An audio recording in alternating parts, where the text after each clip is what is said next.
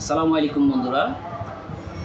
আমরা যখন বাজার থেকে একটা স্ট্রাইকার কিনে নিয়ে আসি, তখন স্ট্রাইকারটা দেখা যাচ্ছে যে এই অংশটা, পিছনের অংশটা স্লিপ কম থাকার কারণে বোর্ডে কম দৌড়ায়।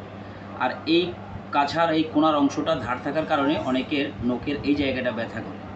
তো আমরা সাধারণত যে স্টেক নিয়ে আসি সেই স্টেকটা দোষ দিই বা স্টেকটা ভালো না এটা বলি। আসলে স্টেকটার কোনো ইয়ে না, আমরা যখন বাজার থেকে এটা কিনে নিয়ে আসবো তখন এটাকে আমাদেরকে নিজের মতো করে তৈরি করে নিতে হবে। তার জন্য আমাদের কিছু জিনিস লাগবে, যেমন এই কোণার ধারটা কমানোর জন্য আমাদের লাগবে এরকম একটা পাথর। এটা হচ্ছে যে গ্লাস কাটে ওইসব দোকানে পাওয়া যায়, গ্লাসের কোণা টোনা এগুলো ধারগুলো কমানোর জন্য।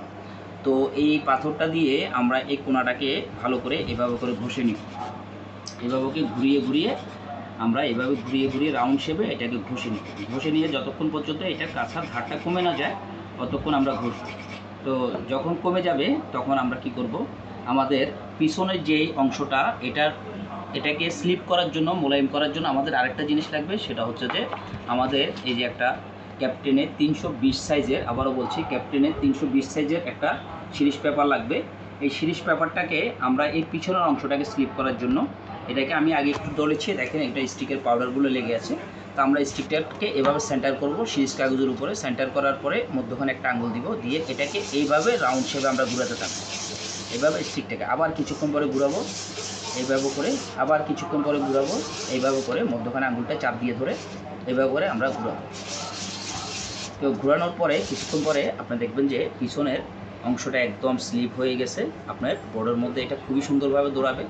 আর এই কোণার অংশটা যখন ধারটা কমাবেন, কমানোর পরে এটাকে ফিনিশিং দেওয়ার জন্য আবার এখান থেকে এক টুকরো সিরিজ কাগজ আপনি ছিঁড়ে নেবেন। ছিঁড়ে নিয়ে এটাকে আপনি এইভাবে করে কোণার মধ্যে ঘষে ঘষে এটা ফিনিশিংটা নিয়ে আসবেন, কারণ এটা খুবই সূক্ষ্ম মোলায়েম।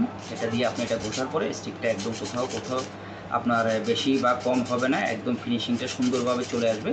তখন আপনি স্টিকটা আপনার মতো করে তৈরি করে নিতে পারবেন এবং আপনি ব্যবহার করে খুব মজা পাবেন। অসংখ্য ধন্যবাদ সবাইকে আমার সঙ্গে থাকার জন্য।